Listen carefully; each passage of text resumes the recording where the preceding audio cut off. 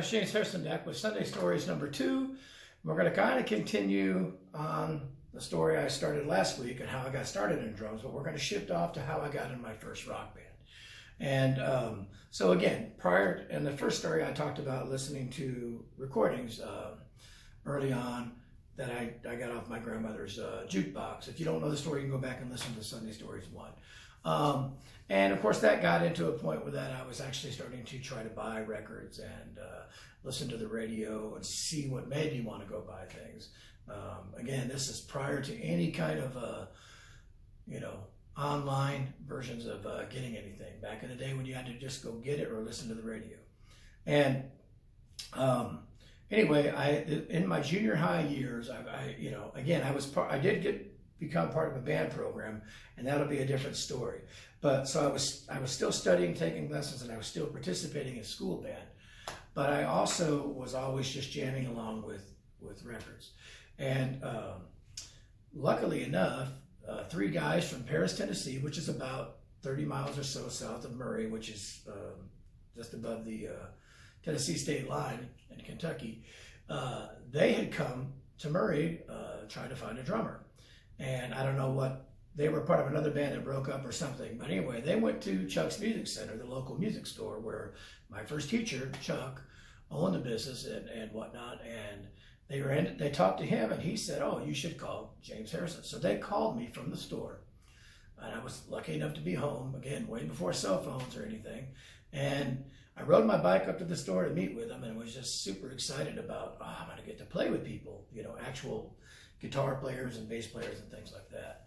So my mom, we loaded up the station wagon and drove to Paris, and she dropped me off, and I set up and jammed with these guys and spent the night there with them, and got to know them and had a blast. We became fast friends. And those 3 guys were Doug Wall, Robert Cole, and Reggie Lyell. And we ended up forming a band called Aldebaren.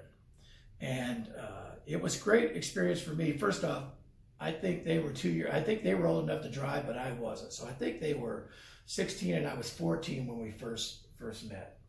And they turned me on to a lot of music that I knew of but wasn't totally listening to. So it got me listening to Queen, for instance, and Crosby, Stills and Nash, and Grand Funk Railroad. Again, I had heard some of the tunes, but only was on the radio. So they would give me cassettes, and I would try to learn these songs, and we formed a band, and the name was chosen out of a dictionary, and I believe it's the Eye of Taurus, the constellation of Taurus, and that was the name of the band. Doug's older brother named Mike was an art student at Murray State, and he helped design the logo. We had t-shirts and everything, and I would just go on the weekends and spend the weekends with them when it wasn't a conflict, like a marching thing or something like that. And we learned enough stuff that we started playing what I would say like teen dances for the country clubs and for schools. We actually played at Murray High School, where I went to school, a couple of times. And this lasted for a couple of years, and I just had a great time. Robert's dad had a car lot. I don't know if it was used or new cars, but they had a big repair garage, so we were practicing there sometimes, or we practiced at Doug's, or sometimes Reggie lived out in the country, and we practiced there. And first time I ever ate brown eggs or Sal brown eggs was at Reggie's house. So anyway, that lasted until they all graduated and kind of went to different colleges and whatnot. And I think Robert went to Memphis, and Doug went to Knoxville. And I think Reggie ended up going to Cincinnati or something for whatever he was pursuing at the time. And I was still in high school. So, but for a couple of years, that was my first rock band. And once I got the taste of that, I kind of always really liked that environment. Now, I was part of a jazz program in junior high. I played in the jazz band and in high school as well.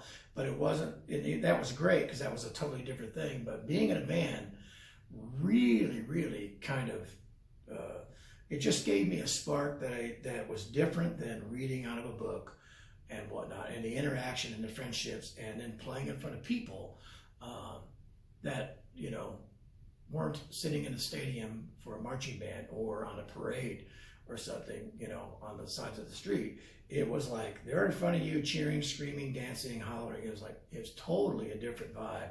And I really, really enjoyed it. So I guess kind of the moral of this story is, as I was still studying drum lessons, and at the time I had started with a guy named Mike Ryan, who was one of Chuck's students at the college.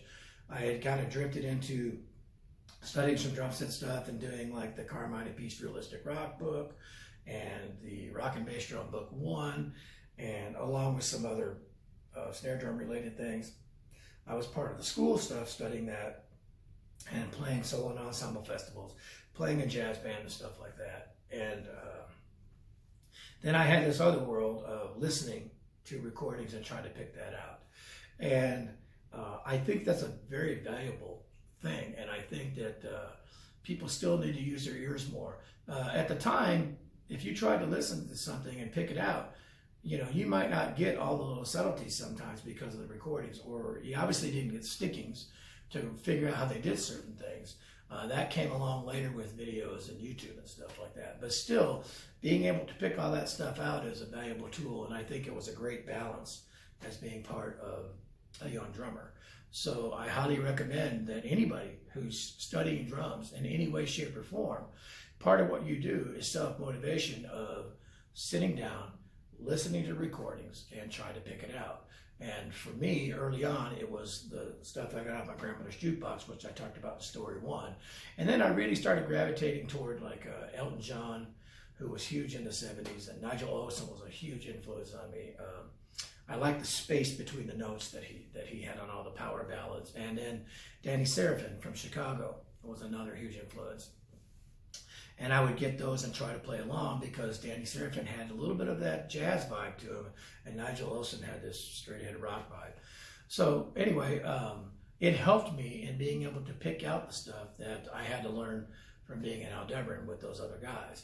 And it ranged from, you know, Queen, Tie Your Mother Down, Kansas, Carry On My Wayward Son, Crosby, Stills, Nash & Young, stuff like Southern Man, and Todd Rundgren, and Led Zeppelin.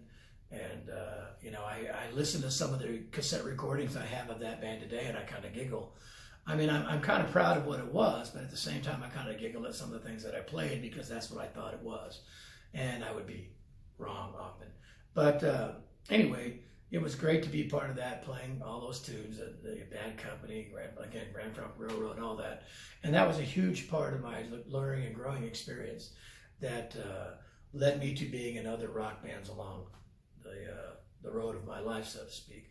So anyway, even though I studied and was doing reading and all that, I also had that other side. And I feel like that's a huge thing for everybody. So I highly recommend it. And that's kind of a little side road to Sunday Stories. So there you go. To Doug, Reggie, and Robert, thanks for the good times. I hope you guys are all doing well. And again, Aldebaren was the band.